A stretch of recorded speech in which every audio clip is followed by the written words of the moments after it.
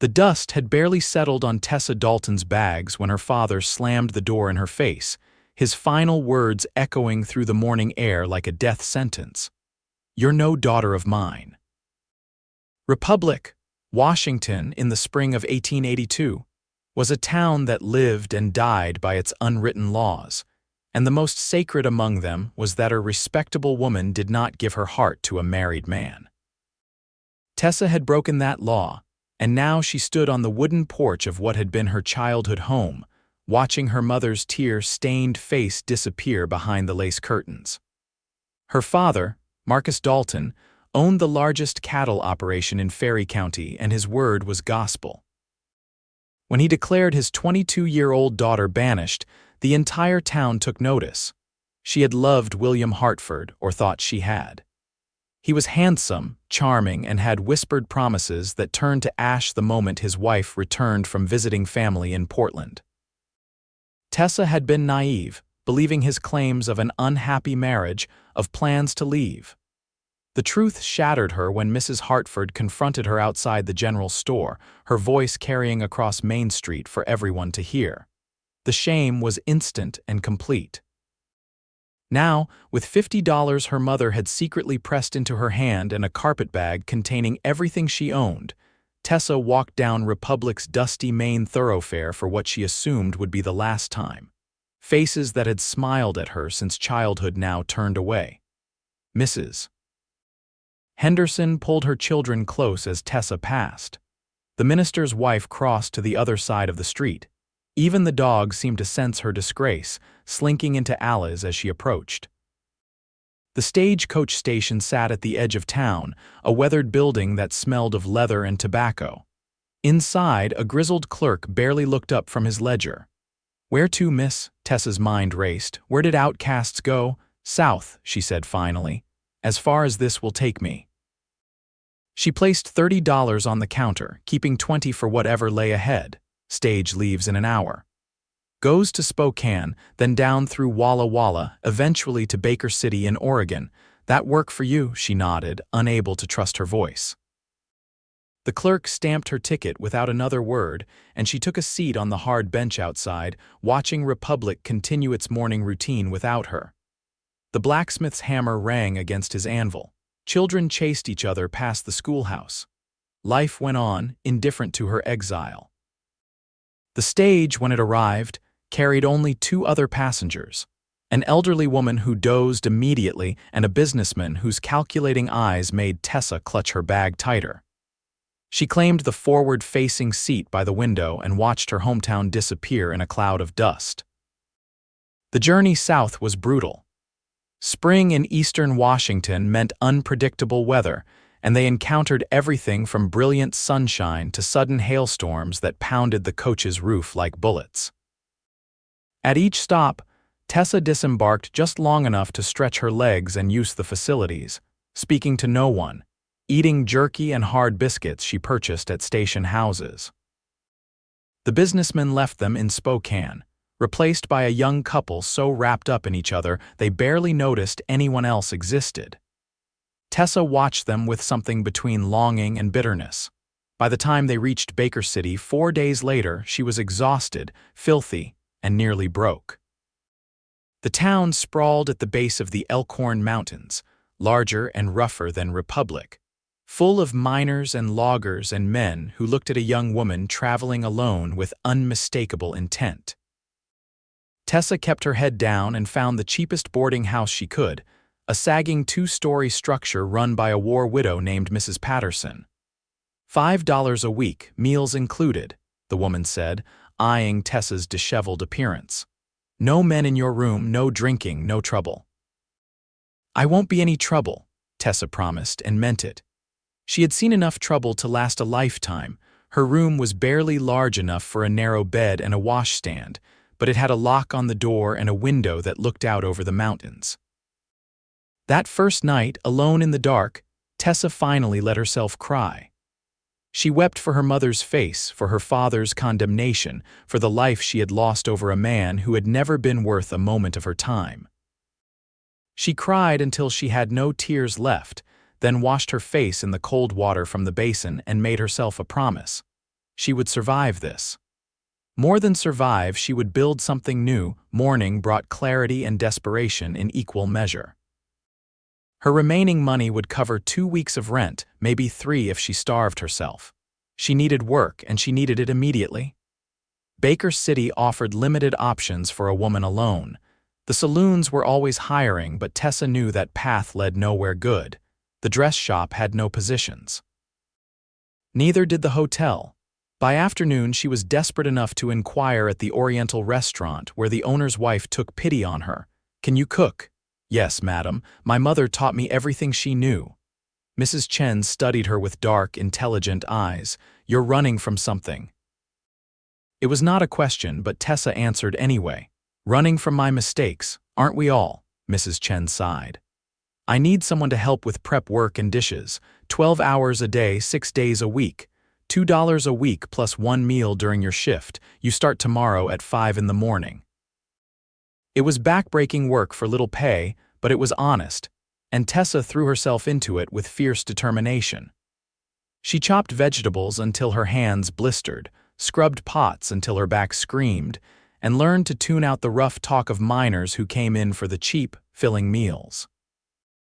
Mrs. Chen was a fair but exacting employer, accepting nothing less than perfection. Slowly, Tessa learned to prepare dishes she had never seen before, exotic combinations of flavors that the Chinese community craved and the miners tolerated because the portions were generous. Weeks blurred into months. Summer heat settled over Baker City, turning it into a furnace. Tessa's world shrank to the boarding house and the restaurant, with occasional trips to the general store on her one day off. She wrote letters to her mother that she never sent, pouring her heart onto paper that she burned in the stove. She avoided mirrors, unwilling to see what exile was doing to her. She existed, but she did not live. It was late July when everything changed again. She was walking back to the boarding house after her shift, exhausted and smelling of grease and ginger, when a drunk stumbled out of the Silver Dollar Saloon directly into her path. His hands grabbed her arms, his breath reeking of whiskey. "Well, hello there, pretty thing. Where you been hiding?" "Let me go." Tessa tried to pull away, but his grip tightened. "Don't be unfriendly. I just want to buy you a drink, get to know you better." His intentions were clear in his bloodshot eyes. Fear spiked through her. The street was busy, but no one was stopping. In a town like Baker City, people minded their own business. She opened her mouth to scream, but before she could, a hand fell on the drunk's shoulder and spun him around. "The lady asked you to let her go." The voice was calm, almost lazy, but there was steel underneath. The drunk released Tessa and rounded on his new opponent, fists already rising. Then he saw who had interrupted him and stopped cold. The man was tall, well over 6 feet, with broad shoulders and the lean, hard build of someone who made his living in the saddle. He wore dusty work clothes, scuffed boots, and a battered Stetson pushed back to reveal dark hair and eyes the color of worn leather. He was probably around 25, with a sun-weathered face that suggested he smiled often, though he was not smiling now. A well-worn Colt revolver rode his hip, tied down like he knew how to use it. "Granger," the drunk muttered. "This ain't your concern." "I'm making it my concern. Now apologize to the lady and move along." The drunk's jaw worked, weighing his options. Whatever he saw in Granger's eyes made him decide against fighting. "Sorry, miss," he muttered toward Tessa, then stumbled back into the saloon. Granger turned to Tessa, his expression softening. "You all right, madam?" "Yes, thank you, I'm fine." Her heart was still pounding, but she managed to keep her voice steady. "Let me walk you where you're headed. It's getting dark, and Baker City can be rough after sundown." Tessa wanted to refuse, wanted to maintain the walls she had built around herself, but practical sense won out. "I'm staying at Mrs. Patterson's boarding house. That's just a few blocks. I'll see you there safely." He fell into step beside her, keeping a respectful distance. "I'm Xander Granger. I work at the Triple T Ranch about 10 miles east of town. Tessa Dalton." She hesitated, then added, "I work at the Oriental restaurant, Mrs. Chen's place, best food in town. Her sweet and sour pork is incredible." Despite everything, Tessa felt a smile tug at her lips. I make that pork, well, I help. Mrs. Chen does the sauce, but I prepare the meat and vegetables. Then I've been enjoying your cooking for months without knowing it. I come in every other week when I'm in town for supplies. He glanced at her. Funny we've never met before. I work in the kitchen. I don't come out front. They reached the boarding house too quickly. Tessa found herself reluctant to end the conversation, the first real one she had had in months. Xander tipped his hat to her. You take care, Miss Dalton, and maybe consider walking a different route after dark. The silver dollar crowd can be unpredictable. I will. Thank you again, Mr. Granger. Xander, please. His smile was warm and genuine, transforming his entire face. I hope I'll see you around. She watched him walk away, his long-legged stride eating up the dusty street, and felt something stir in her chest that she had thought was dead. Not attraction, not yet, but possibility. The idea that maybe, just maybe, exile was not the end of her story. Over the next few weeks, Tessa found herself looking for Xander every time she walked to or from work. She told herself she was being foolish, that a brief encounter meant nothing, but her heart refused to listen. Then, on a sweltering August afternoon, he walked into the Oriental restaurant. Mrs. Chen was visiting her sister, leaving Tessa to manage the front while the cook handled the kitchen. She looked up from wiping tables, and there he was, hat in hand, looking uncertain for the first time since she had met him. Hello, Miss Dalton. Xander, what can I get you? The usual, I suppose, and maybe a few minutes of conversation if you're not too busy. The lunch rush had ended and the dinner crowd would not arrive for hours. The restaurant was empty except for them. Tessa poured 2 cups of tea and sat across from him, propriety be damned. How have you been? He asked. Working, surviving, the same as everyone, I suppose. That's not really living, though, is it? Just surviving. His words struck too close to the truth. Tessa looked down at her cup. Sometimes surviving is enough. Maybe. He was quiet for a moment, then said, I've been asking about you, I hope you don't mind. People say you came from up north, that you keep to yourself, that you work harder than anyone Mrs. Chen's ever hired. People should mind their own business. In a town like this, not likely. He leaned forward. Look, I don't know what brought you to Baker City, and I'm not asking. Whatever it was, it's clear you're trying to start over. I respect that. But I also think you deserve to know that not everyone here is like that drunk who grabbed you. Some of us are just regular folks trying to make a decent life. Tessa met his eyes, seeing nothing but sincerity. Why are you telling me this? Because I'd like to get to know you better. No pressure, no expectations, just 2 people talking. Maybe I could take you to dinner sometime. Not here, he added with a slight smile. There's a decent restaurant at the hotel, real tablecloths and everything. Every instinct screamed at her to refuse. She had trusted the wrong man once, and it had cost her everything. But there was something different about Xander Granger.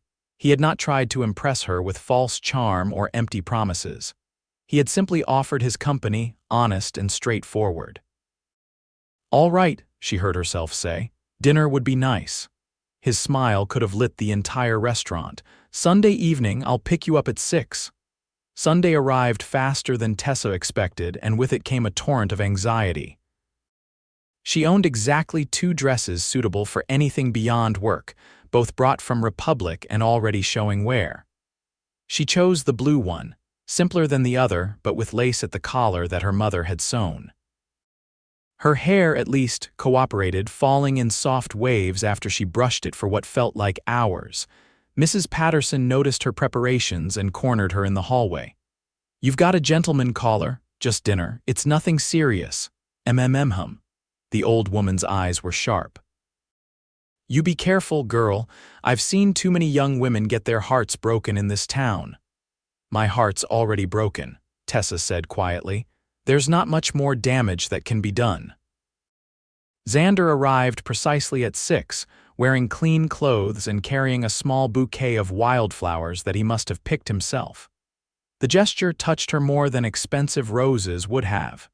You look beautiful, he said simply, and she believed he meant it. The hotel restaurant was the finest establishment in Baker City, which was not saying much, but it was clean and the food was decent. Xander ordered steak for both of them, along with coffee and a slice of apple pie to share for dessert. They talked about inconsequential things at first: the weather, the mining activity in the area, the quality of grazing land this summer. Slowly, as the evening wore on, the conversation deepened. "I grew up in Idaho," Xander told her. "My father was a ranch hand, moved from place to place following work. I spent my childhood learning everything there was to know about cattle, horses, and hard labor. When I turned 18, I headed out on my own, worked spreads all over Montana and Wyoming before landing here 3 years ago. The Triple T is a good operation, and the owner, Tom Thornton, treats his men fair. I'm his foreman now." "That's quite an achievement. You must be very good at what you do," he shrugged. "I work hard and I know cattle. Tom appreciates that." He paused. "What about you? You said you came from up north." Tessa's hand tightened on her fork. She had known this question would come, but that did not make it easier to answer. She could lie, create some safe fiction, but something about Xander made her want to tell the truth. "I'm from Republic, up in Ferry County. My father owned a large ranch there. I made a mistake, a terrible one, and it cost me everything. My family, my home, my reputation, so I came here to start over." "What kind of mistake?" His tone was gentle, not judgmental. "I fell in love with a married man, or I thought I was in love. He lied to me, told me his marriage was over, that he was leaving his wife. I believed him because I was young and stupid. When the truth came out, my father banished me. The whole town turned against me." The words tumbled out, and once started, she could not stop them. "I know what I did was wrong. I know I deserve the consequences, but it still hurts every single day." Xander was quiet for a long moment. Then he reached across the table and took her hand. His palm was rough with calluses, warm and solid. "We all make mistakes, Tessa. That's part of being human. The question is what we do after. Seems to me you've been doing your best to make things right, to build a new life. That takes courage or desperation. Maybe both, but you're here, you're working hard, you're surviving. That's more than a lot of people can say." He squeezed her hand gently. "I'm glad you told me, and for what it's worth, I don't think one mistake defines who you are." Tears pricked her eyes, but she blinked them back. "Thank you." They finished their meal in comfortable silence, and when Xander walked her back to the boarding house, he stopped at the steps and smiled down at her. "I'd like to see you again, if you're willing." "I'd like that too." He tipped his hat and walked away whistling, and Tessa climbed the stairs to her room feeling lighter than she had in months. Maybe, just maybe, exile had led her exactly where she needed to be. Over the following weeks, Tessa and Xander fell into a pattern. He came to town every Sunday and Wednesday, timing his supply runs to coincide with her day off and her afternoon break. They took walks along the creek that ran through Baker City, shared meals at the hotel restaurant, and talked about everything and nothing. He told her about the Triple T, about the cattle drives and the constant challenges of keeping a ranch running. She told him about learning to cook Chinese food, about Mrs. Chen's kindness, about the small pleasures she had discovered in her new life. He never pushed for more than she was willing to give. When he held her hand, it was gentle and respectful. When he looked at her, she saw admiration but not the calculating hunger she had seen in William Hartford's eyes. Slowly, cautiously, Tessa allowed herself to hope. It was early September when Xander asked her to visit the Triple T. "I want you to see where I work, where I spend my days. Tom and his wife Emma won't mind. They're good people." Tessa hesitated. Leaving Baker City felt like tempting fate, but she wanted to see more of Xander's world. "All right. When? Next Sunday. I'll borrow a wagon, make it comfortable for you. We can spend the day, and I'll have you back before dark." Sunday dawned clear and beautiful, the kind of perfect late summer day that felt like a gift. Xander arrived with a wagon that he had clearly cleaned for the occasion, and they set out east along a rutted road that climbed gradually into the foothills. The landscape was stunning, all golden grasslands dotted with pines, with the Elkhorn Mountains rising blue and majestic in the distance. The Triple T sprawled across a broad valley, a collection of buildings that spoke of prosperity without ostentation. The main house was solid timber with a wide porch, flanked by a large barn, corrals, and several smaller structures. Cattle dotted the hills, hundreds of them, their red and white coats bright against the pale grass. It was beautiful, and more than that, it felt like home in a way Tessa had not expected. Tom Thornton met them in the yard, a weathered man in his 50s with kind eyes and a firm handshake.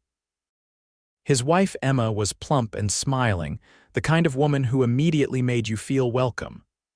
"So you're the young lady who's caught our foreman's eye," Emma said, linking her arm through Tessa's.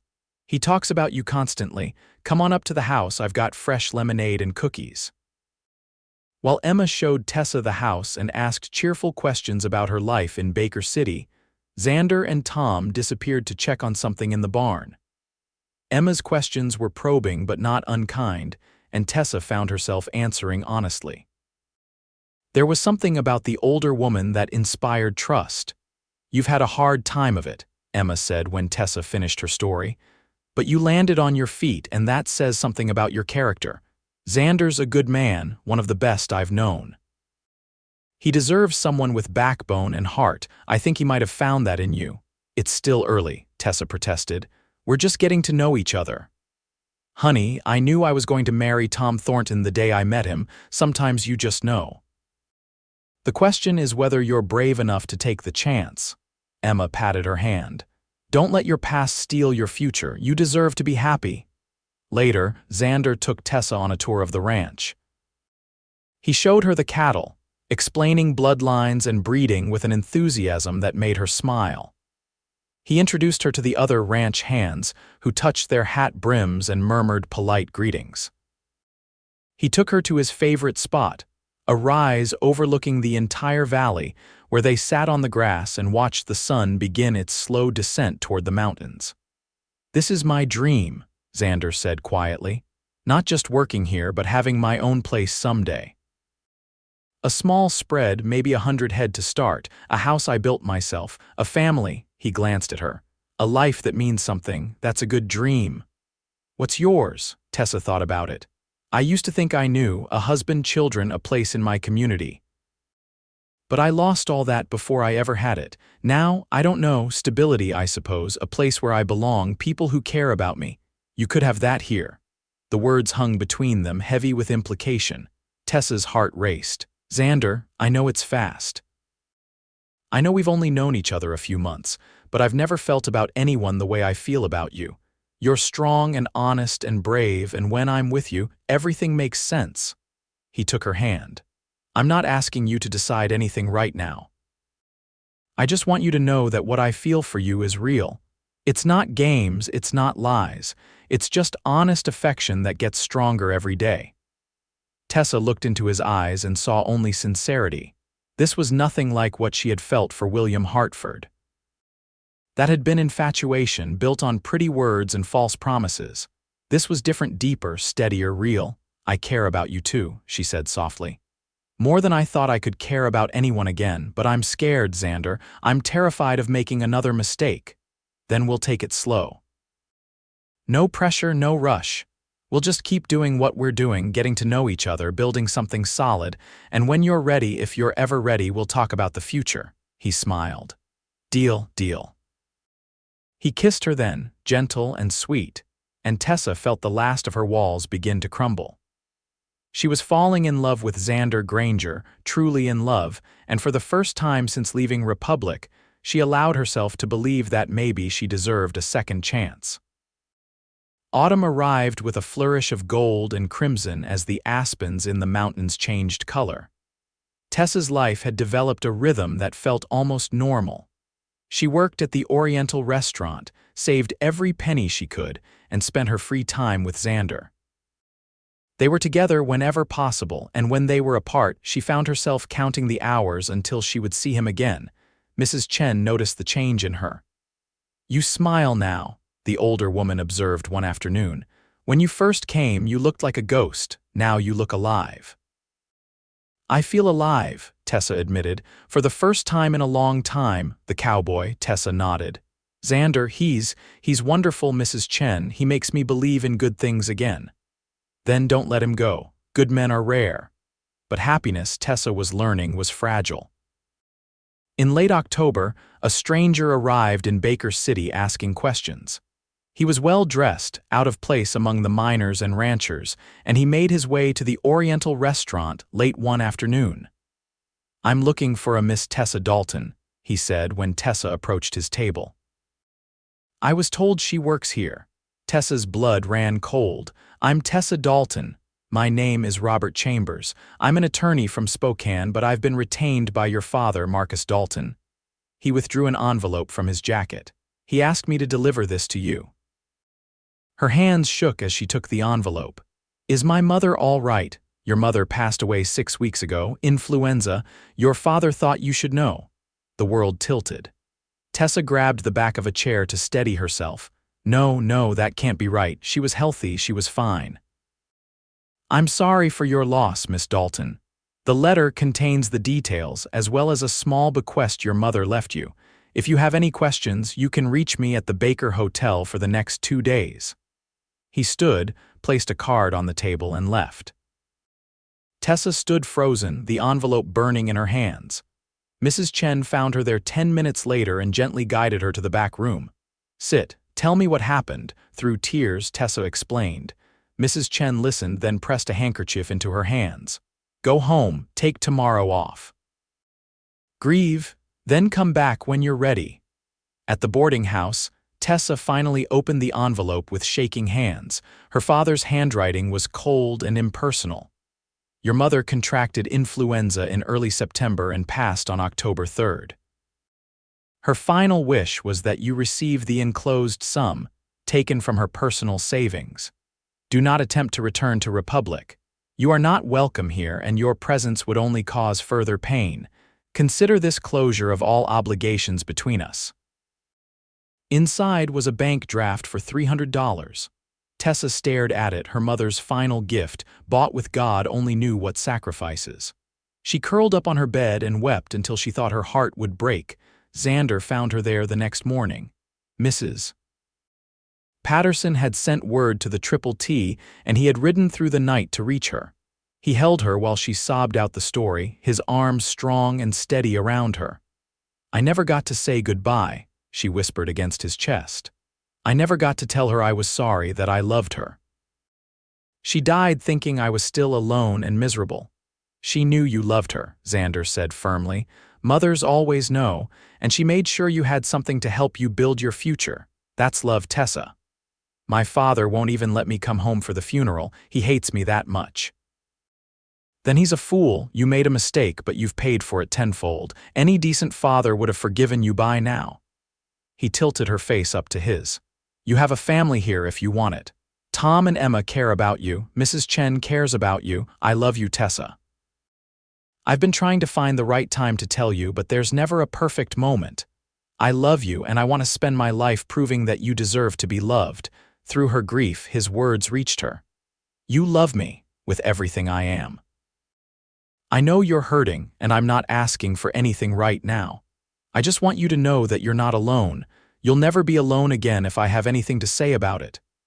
She kissed him then, desperately, trying to anchor herself to something solid in a world that kept shifting. He returned the kiss with a tenderness that made her cry harder, but this time with gratitude mixed in with the pain. "I love you too," she said when they finally broke apart. "I think I've loved you for a while now. I was just too scared to admit it. You don't have to be scared anymore. I'm here. I'm not going anywhere." He stayed with her all day, holding her, listening to her stories about her mother, helping her process the grief and anger and regret that churned inside her. By evening, Tessa felt wrung out but steadier. Xander had to return to the ranch, but he promised to come back the next day. "There's something I want to ask you," he said at the door, "but it can wait until you're ready. Ask me now." He took both her hands in his. "Marry me, Tessa, not today, not next week, but when you're ready. Let me give you the home and family you deserve. Let me prove that not all men are liars and fools. Let me spend the rest of my life making you happy." Joy and grief warred in her chest. "Yes," she whispered. "Yes, I'll marry you." His smile was brilliant despite the circumstances. "You've just made me the happiest man in Oregon. One condition," Tessa said. "I want to use my mother's money to contribute to our future, a wedding or a down payment on land or whatever we need. I want her gift to help build something beautiful." "That's perfect. Your mother would be proud." After he left, Tessa sat by her window watching the stars appear. Her mother was gone, and that pain would take a long time to heal. But she had found something precious, a love that was real and true, built on honesty and mutual respect. Her exile had led her to exactly where she needed to be. The wedding took place on a crisp November morning, just before the first snows. It was small Tom and Emma Thornton, Mrs. Chen and her husband, Mrs. Patterson, a few ranch hands, and the minister from Baker City's Methodist Church. Tessa wore a simple cream dress that Emma had helped her sew, with lace at the collar in honor of her mother. Xander wore his best clothes, his hair neatly combed, looking handsome enough to make her heart skip. They exchanged vows in the parlor of the Thornton house, promising to love and honor each other through whatever life brought. When Xander kissed her, sealing their marriage, Tessa felt a sense of rightness settle over her. This was meant to be. The celebration was warm and full of laughter. Emma had prepared a feast, and Tom produced a bottle of champagne he had been saving for a special occasion. They toasted the newlyweds, shared stories, and danced to music from Emma's old piano. As evening fell, Xander and Tessa climbed into the wagon for the ride back to Baker City, where they would spend their wedding night in a room Xander had rented at the hotel. "Happy?" he asked, his arm around her shoulders as the wagon rolled through the twilight. "Happier than I ever thought I'd be again," she said honestly. "Thank you for not giving up on me." "Never. You're stuck with me now, Mrs. Granger, Mrs. Granger." The name sent a thrill through her. She was no longer Tessa Dalton, the banished daughter. She was Tessa Granger, a wife, a woman with a future. Their wedding night was tender and sweet, all nervous laughter and gentle discoveries. Xander was patient and loving, making sure she felt safe and cherished. Afterward, lying in his arms, Tessa finally felt at peace. Over the winter, they made plans for their future. Xander continued working at the Triple T while saving every possible dollar. Tessa kept her job at the restaurant, adding her wages to their growing nest egg. Tom Thornton had promised to help them find land when they were ready, using his connections and knowledge of the area. They dreamed together, sitting by the stove in their small rented room, talking about the house they would build, the children they would have, the life they would create. Winter in Baker City was harsh, with snow piling high and temperatures that made the walk to work an ordeal. But Tessa did not mind. She had Xander to come home to, his warmth and love making even the coldest days bearable. They learned each other's rhythms, the small habits and preferences that made up daily life. She discovered that he liked his coffee black and strong, that he sang off key when he was happy, that he was ticklish just below his ribs. He learned that she was not a morning person, that she could make even simple food taste extraordinary, that she had a fierce, stubborn streak when it came to things she cared about. They were happy in a way that felt revolutionary to Tessa. This was not the dramatic passion she had mistaken for love with William Hartford. This was partnership, built on trust and respect and genuine affection. This was real. Spring arrived slowly, grudgingly releasing winter's grip. As the snow melted and the first wildflowers appeared, Tom Thornton called Xander into his office with news that would change everything. "There's a property come available," Tom said when Xander arrived home that evening, barely able to contain his excitement. "About 5 miles south of the Triple T on the river. 200 acres of good grazing land, a small cabin that needs work, a barn that's seen better days. The owner died without heirs and the bank's looking to sell. Tom thinks we could get it for a reasonable price and he's offered to help us with the purchase. He'd also sell us 20 head of cattle to start with, taking payment over time." Tessa's heart raced. "This is it. This is your dream." "Our dream," Xander corrected. "I wouldn't want it without you." The next Sunday they rode out to see the property. It was beautiful in a rough, unfinished way. The cabin was small but sturdy, needing mostly cleaning and some basic repairs. The barn would require more work, but the bones were good. The land itself was perfect, rolling grassland with the river providing water year-round and cottonwoods offering shade. Standing on the porch of what would be their home, looking out over what would be their ranch, Tessa felt tears prick her eyes. "We could really do this," she whispered. "We could build something here." "We will do this," Xander said firmly. "This is where we start our life together properly." The negotiations took weeks, but by late April the property was theirs. They spent every available moment working on it, cleaning the cabin, repairing the barn, mending fences. Tom Thornton was endlessly helpful, lending tools and occasionally men when major work was needed. Emma showed Tessa how to plant a vegetable garden, pressing seeds into her hands along with advice. Mrs. Chen packed food for them on their working Sundays, refusing payment. By early June, the cabin was livable. It was not fancy, just 2 rooms, a main living space with a kitchen area and a bedroom barely large enough for their bed, but it was theirs. They moved in on a bright Saturday morning, carrying their few possessions from the boarding house. That night they sat on their porch watching the sun set over their land, and Tessa felt a contentment so deep it was almost painful. "I wish my mother could see this," she said quietly. "She would have loved it." "I think she can see it," Xander replied, "and I think she's proud of you." "Do you think I should write to my father, let him know I'm married, that I'm happy?" Xander considered. "That's your choice. But be prepared that he might not respond. Some people can't let go of their anger." Tessa did write, a short letter explaining that she had married a good man and was building a new life. She did not expect a response and was not surprised when none came.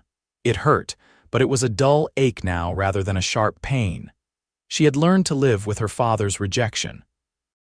Summer brought its own challenges. Ranch work was relentless, an endless cycle of mending fences, checking cattle, maintaining equipment, and 1,000 other tasks. Tessa continued working at the restaurant 3 days a week, using her wages to buy necessities they could not yet produce themselves. The other days, she worked the ranch alongside Xander, learning to ride better, to rope, to recognize the signs of illness in cattle. Her hands, which had finally healed from kitchen work, developed new calluses. Her skin tanned despite her bonnet. She grew strong in ways she had never imagined. Money was tight, sometimes frighteningly so. There were weeks when they ate nothing but beans and bread, saving every penny for feed or supplies. But they had each other and they had hope, and somehow that was enough. It was late August when Tessa realized she had not had her monthly courses in over 2 months. At first, she attributed it to stress and hard work, but when the morning sickness started, she could no longer deny the truth. She was pregnant. She told Xander that evening as they sat finishing a simple dinner. His fork clattered to his plate, his eyes wide. "A baby, you're sure?" "As sure as I can be without seeing a doctor. All the signs are there."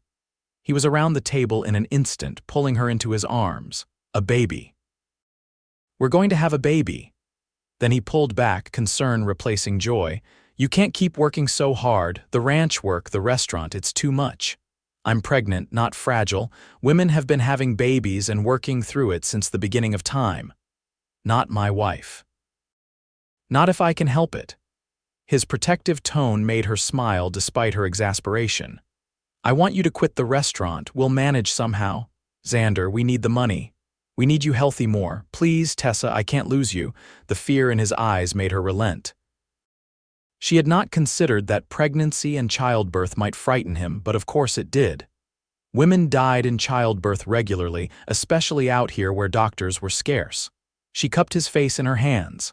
"I'm going to be fine. We're going to be fine.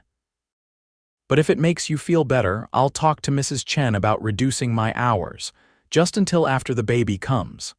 Mrs. Chen was understanding, though sad to lose Tessa's help. "You've been a blessing to me," the older woman said, pressing a package into Tessa's hands. "This is for the baby." Some herbs for tea that will help with the sickness and a blanket I made. You come visit after the little one arrives, yes, I promise. The pregnancy progressed through the fall. Tessa's body changed in ways both wondrous and uncomfortable. Xander was attentive to the point of being overbearing, constantly worried about her lifting anything, riding anywhere, or exerting herself in any way. Emma Thornton became a lifeline, visiting regularly with advice and reassurance. First babies are always the hardest, Emma said cheerfully, her hands busy with knitting needles. She was making tiny clothes for the coming child. But women have been doing this forever. You're young and strong, you'll do just fine. I'm terrified, Tessa admitted. What if something goes wrong? What if I'm not a good mother? Every new mother is terrified. That's how you know you'll be good at it. The ones who aren't worried are the ones to watch out for. Emma patted her hand. You have people who care about you, including a doctor in town who Tom has already spoken to. When your time comes, someone will ride for him immediately. You're not facing this alone. Winter arrived early and fierce, bringing snow that piled against the cabin walls and temperatures that made every task an ordeal. Xander spent his days caring for the cattle, breaking ice on the water sources, ensuring they had enough feed. Tessa stayed inside, keeping the fire going, preparing food and sewing clothes for the baby that would arrive in early spring.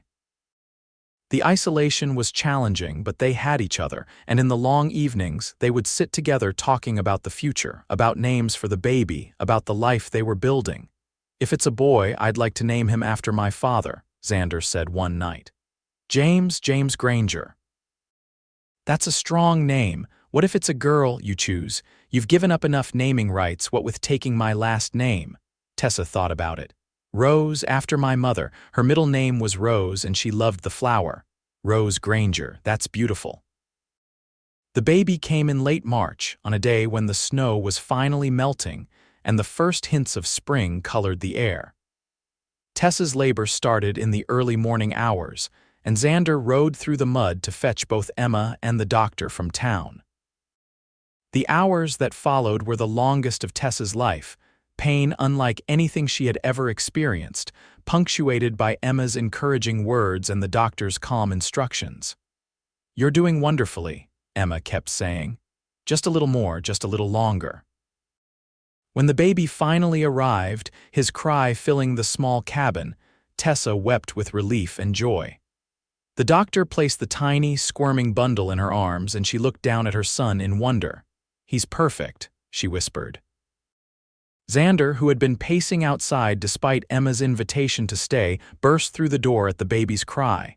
He knelt beside the bed, his eyes wide as he looked at his son for the first time. Hello, James, he said softly, reaching out to touch one tiny fist. Welcome to the world. They were a family now, the three of them, and as Tessa watched her husband marvel at their son, she felt her heart expand with a love so profound it was almost overwhelming. This was what she had been searching for all along, though she had not known it. Not the empty promises of a married man, not the approval of a town that had turned against her, but this. Real love, honest and true, built on a foundation of trust and sacrifice and partnership. The weeks after James's birth were exhausting but joyful. Tessa learned to navigate the demands of a newborn while Xander did his best to help between ranch duties. He would walk the floor with James in the middle of the night, singing off key lullabies that somehow soothed the baby. He changed diapers without complaint and never once suggested that childcare was solely Tessa's responsibility. As spring warmed into summer, their small ranch began to truly thrive. The cattle were healthy and several of the cows had calved successfully, adding to their herd. Xander hired a young man from town to help with the work, freeing up time for him to spend with his family. They expanded the cabin, adding a second bedroom and a proper kitchen. It was still modest by any standard, but it was comfortable and most importantly, it was theirs. James grew rapidly, his dark eyes so like his father's tracking everything with intense interest. By the time summer ended, he was smiling and reaching for things. a happy baby who rarely fussed. Tessa would sometimes sit on the porch with him, looking out over the land they had built, and marvel at how far she had come.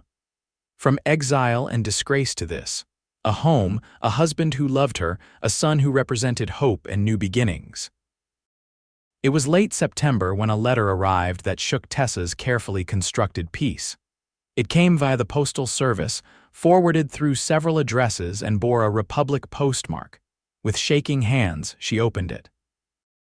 The handwriting was unfamiliar, but the signature was not. Sarah Dalton, her younger sister. Tessa, I don't know if you'll ever receive this or if you'll want to hear from any of us after everything that happened, but I had to try. Father had a stroke 3 months ago. He's alive but weakened, and it's changed him. He speaks of you sometimes with what I think is regret, though he's too stubborn to admit it outright. Mother's death hit him harder than he let on, and I think he realizes now that driving you away was a mistake. I'm not asking you to forgive him. I'm not sure I could in your place, but I wanted you to know that you have family who still thinks of you. I'm 18 now, old enough to make my own decisions, and one of those decisions is that I refuse to pretend my oldest sister doesn't exist. If you're willing, I would love to hear from you to know how your life has turned out. I hope you found happiness wherever you are. With love, Sarah. Tessa read the letter 3 times, emotions churning. Anger at her father who had cast her out and was apparently too proud to apologize even now. Grief for the years lost with her sister. But underneath it all, a tentative hope. She showed the letter to Xander that evening. He read it carefully, then looked at her. What do you want to do? I want to write back, not to my father but to Sarah. She deserves to know she has a nephew, that I'm happy that I don't blame her for what happened. Then that's what you should do. Tessa's response to Sarah was long, pouring out the story of the past few years. She told her about Baker City, about meeting Xander, about their ranch and their son. She included small details that made the story real. The way Xander sang off-key, the sound of the river behind their cabin, the weight of James in her arms. She ended by saying that she would welcome continued correspondence, that Sarah was welcome to visit if she ever found herself in Oregon, but that she had no interest in reconciling with their father. He made his choice when he banished me, she wrote. I've made peace with that. I have a family now who loves me unconditionally. I hope he's well for your sake, but I can't forget what he did. The exchange of letters with Sarah became a bright spot in Tessa's life. Her sister wrote back regularly, sharing news from Republic, carefully avoiding mention of their father beyond basic health updates. Sarah was engaged to a young man who worked for a neighboring ranch, planning a spring wedding. She sent a tintype photograph of herself, and Tessa was struck by how much her sister had grown, no longer the girl she remembered but a young woman on the cusp of her own life. The years passed in a blur of hard work and simple joys. Their ranch grew steadily, the herd expanding until they had nearly 100 head of cattle. They hired 2 full-time ranch hands and added more rooms to the cabin until it was a proper house. James grew into a sturdy little boy, fearless and curious, trailing after his father whenever possible. Tessa's garden flourished, providing vegetables through summer and preserves for winter. They were not wealthy, but they were comfortable and, more importantly, happy. When James was 3, Tessa became pregnant again. This time the news brought excitement rather than fear. They knew what to expect, and James was old enough to understand that he was going to be a big brother. The pregnancy was easier than the first, and when Rose was born on a beautiful spring morning, James was allowed to meet her almost immediately. She's so small, he said, touching one tiny hand with awe. Can we keep her? Forever, Tessa assured him, laughing through happy tears. Their daughter was different from her brother, quieter but intensely observant. While James was all energy and noise, Rose was content to sit and watch the world, her dark eyes missing nothing. Xander doted on her shamelessly, and Tessa would often find him simply holding his daughter, marveling at her existence. 2 perfect children, he said one night as they sat on the porch after putting the children to bed. How did we get so lucky? We didn't get lucky, Tessa replied. We worked for this, we built it piece by piece, you're right, but I'm still grateful every single day. So am I. When Rose was a year old, Sarah wrote with surprising news. She was coming to visit. Her husband Daniel had business in Portland, and they planned to take a detour to Baker City on their way home. Tessa prepared for the visit with a mixture of excitement and anxiety. She had not seen her sister in 7 years. What if they had grown too different? What if the years had created a gap too wide to bridge? Her fears proved groundless. When Sarah arrived, older and married but still fundamentally the same, the sisters fell into each other's arms and wept. Daniel was a kind man who tactfully occupied himself with James and Rose while Tessa and Sarah caught up properly. "Look at you," Sarah kept saying. "Look at everything you've built. Tessa, this is wonderful. You were right to leave. Father was wrong to banish you, but look what it brought you to. This life, this family, it's everything you deserve." They talked for hours about everything and nothing. Sarah shared news from Republic about people Tessa had almost forgotten, about changes in the town. She carefully avoided mentioning their father in detail, though she did say he had never remarried after their mother's death and was increasingly isolated. "He made his choices," Tessa said quietly. "I hope he's at peace with them, but they're not my responsibility anymore." The visit was too short, just 3 days, but it meant the world to Tessa. When Sarah left, promising to return, Tessa felt a sense of completion. She had not fully realized how much the severed connection with her family had weighed on her until it was partially restored. Life continued its steady rhythm. The ranch prospered, and Xander's reputation as a fair, knowledgeable rancher grew throughout the region. Tom Thornton was getting older and increasingly relied on Xander's advice. There was talk that when Tom retired, he might sell the Triple T to Xander at a favorable price, merging the two operations. It was an opportunity almost too good to contemplate, but Xander began saving even more aggressively just in case. James started school in Baker City, riding in with Xander several times a week. He was bright and energetic, beloved by his teacher despite his tendency to daydream. Rose, at 3, was already showing signs of being equally intelligent, asking questions that sometimes stumped her parents. It was a warm June evening in 1891, 9 years after Tessa had arrived in Baker City as a disgraced exile, when everything came full circle. They were sitting on the porch after dinner, watching James and Rose play in the yard, when a rider appeared on the road from town. As he drew closer, Tessa realized with shock that she recognized him. It was Ben Morrison, who had been a ranch hand on her father's property when she was young. He dismounted slowly, removing his hat. "Miss Tessa, I mean Mrs. Granger. Ben, what are you doing here? I've come from Republic." "Your father. He's dying, madam. Doesn't have much time left. He asked me to find you to ask if you'd come." Tessa's immediate reaction was to refuse. Why should she drop everything to rush to the bedside of a man who had cast her out, who had refused every overture she might have made? But even as the anger rose, she felt Xander's hand on her shoulder. "It's your choice," he said quietly. "But you might regret it if you don't go, not for his sake, but for yours." She looked at her husband, at her children playing in the yard, at the life she had built from the ashes of disgrace. She had survived without her father's approval, without his love. But Xander was right. If she did not go, she might always wonder. "I'll go," she said finally. "But only if you come with me, all of us. I won't face him alone, and I want him to see what I've built despite his rejection." They left the next morning, Ben guiding them north. The journey took 6 days, 6 days of Tessa's emotions swinging wildly between anger and grief and anxious anticipation. Xander was steady beside her, a constant source of support. James and Rose, sensing their mother's distress, were unusually well behaved. Republic had changed little in 9 years. The same buildings lined Main Street, though some showed wear and there were a few new structures. People stared as they rode through town, recognition dawning on faces Tessa had once known well. She kept her head high, her hand in Xander's, refusing to show shame. Her father's house, once her house, looked shabbier than she remembered. Sarah met them at the door, embracing Tessa fiercely before turning to greet Xander and the children.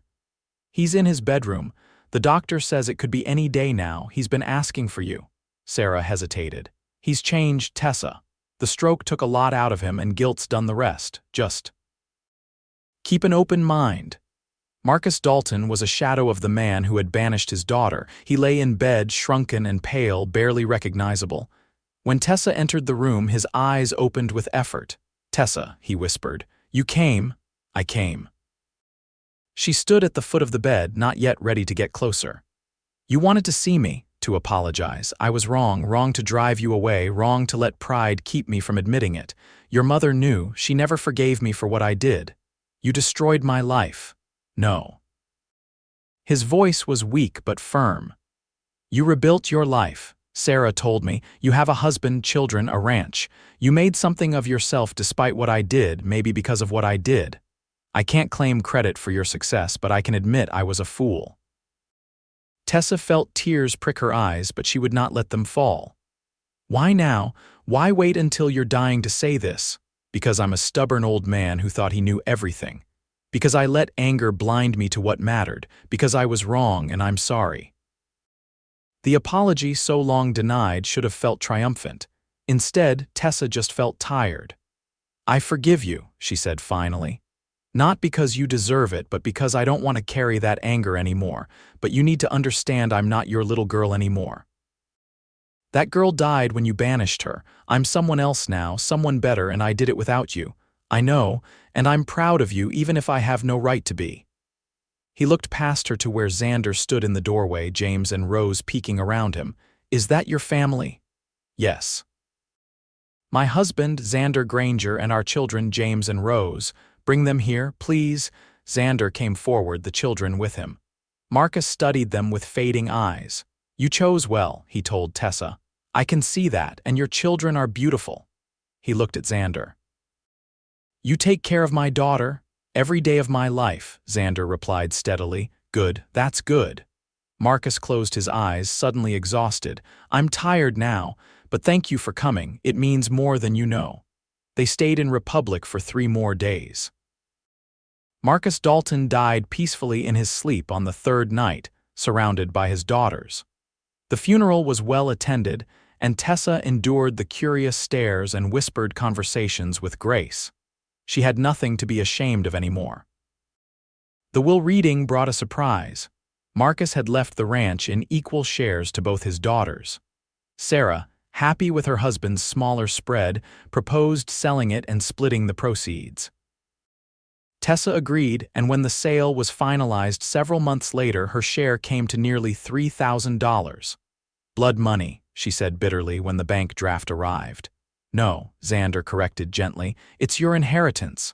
What you were always entitled to, use it to build something good." They did. The money allowed them to purchase the Triple T when Tom Thornton retired, merging it with their existing ranch to create one of the largest operations in the region.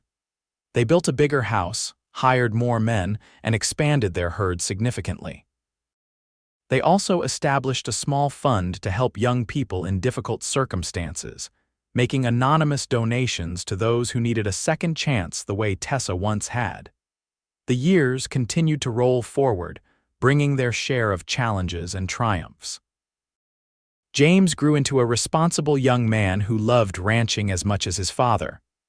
Rose became a schoolteacher, beloved by her students, though she still helped on the ranch during summers.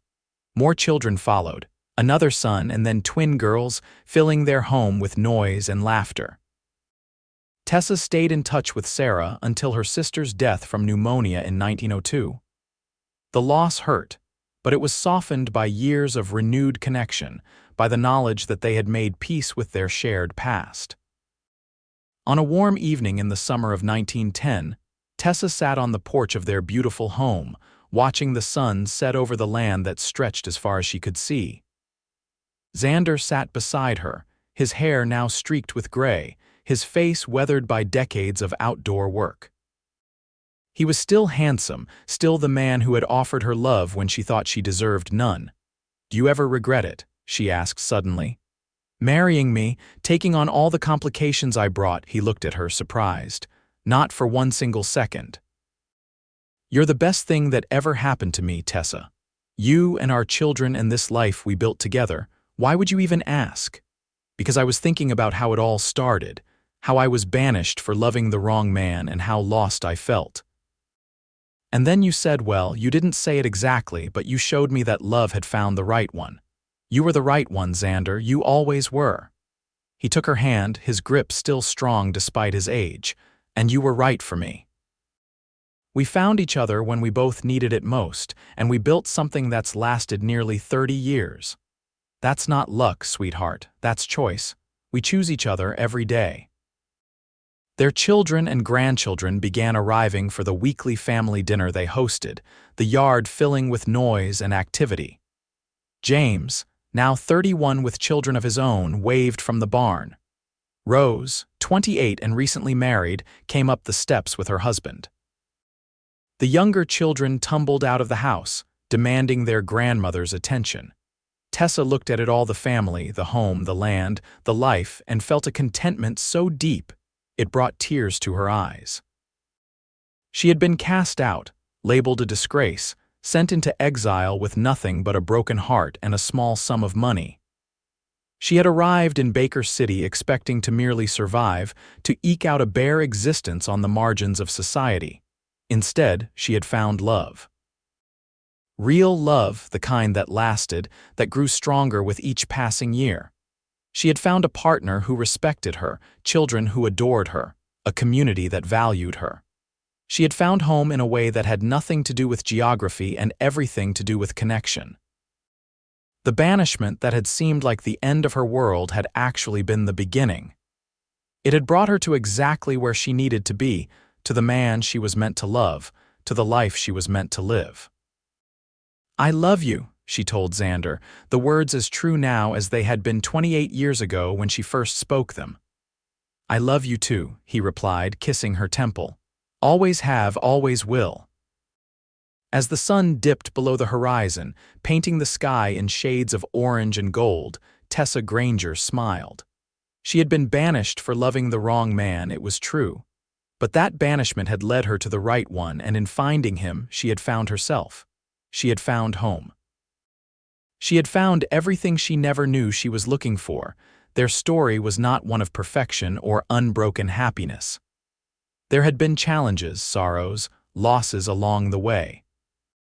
But through it all, they had faced everything together, their love the foundation upon which they built not just a ranch, but a legacy.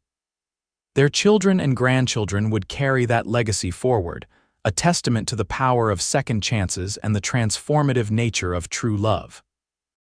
The dinner bell rang, calling everyone to the table. Xander stood, offering his hand to help Tessa up, and together they walked into the house filled with the people they loved most. Outside, the stars began to appear, constant and eternal, witnessing another chapter in a love story that had defied expectations and exceeded every dream. And in that moment, surrounded by family and love, Tessa knew with absolute certainty that every hardship she had endured, every tear she had shed, every moment of despair in those dark days after her banishment had been worth it. Because they had led her here, to this man, to this life, to this profound and abiding joy. She had been cast out, yes. But in losing everything, she had found what truly mattered. She had found her home in Xander's arms, her purpose in their life together, her redemption in the family they had created. She had been banished for loving the wrong man, but that wrong turn had led her to the right one. And that, she thought as she took her place at the head of the table, her husband beside her and her family surrounding them, made all the difference. The past was behind her, forgiven if not forgotten. The future stretched ahead, full of promise and possibility. And the present, this perfect moment, was everything she had ever wanted. She had been judged, condemned, and exiled. But she had survived, thrived, and ultimately triumphed. Not because she had proven her father wrong, not because she had gained wealth or status, but because she had found authentic love and built a life of meaning and purpose.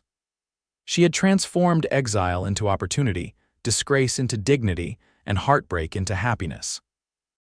As the meal began and conversation flowed around her, Tessa caught Xander's eye across the table. He winked at her, and she felt her heart flutter the way it had 28 years ago when he first smiled at her. Some things, the best things, never changed. The cowboy had been right, she thought. When she was at her lowest, banished and alone, thinking her life was over, love had found the right one. And in finding him, she had found everything.